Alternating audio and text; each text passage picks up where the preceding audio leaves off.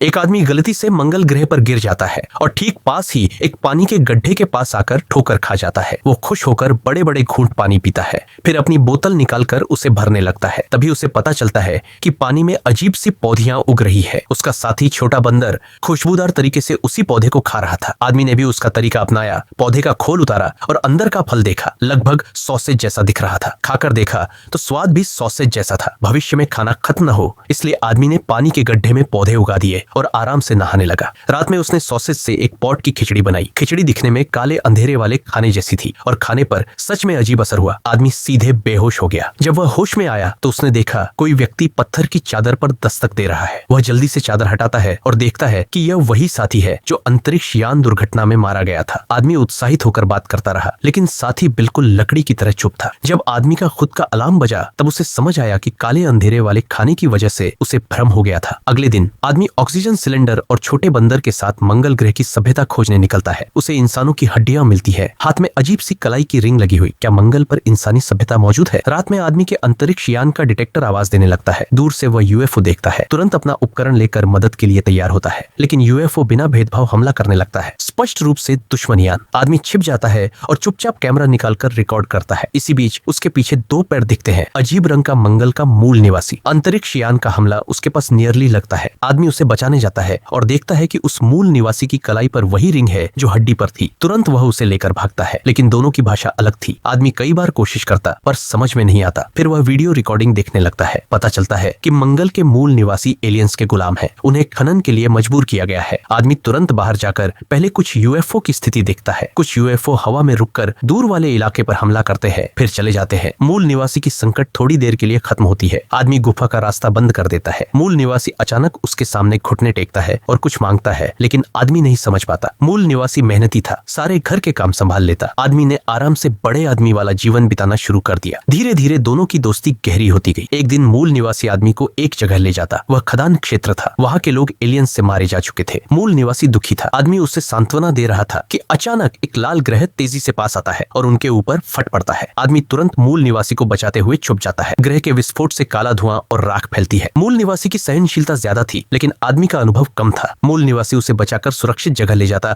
और उसकी रक्षा करता है। आदमी जल्दी से होश में आता और पाता है कि अब उसे ऑक्सीजन की जरूरत नहीं। सारा क्रेडिट मूल निवासी की दवाई की गोलियों को जाता है। इस अनुभव ने उनकी दोस्ती और भी गहरी कर दी।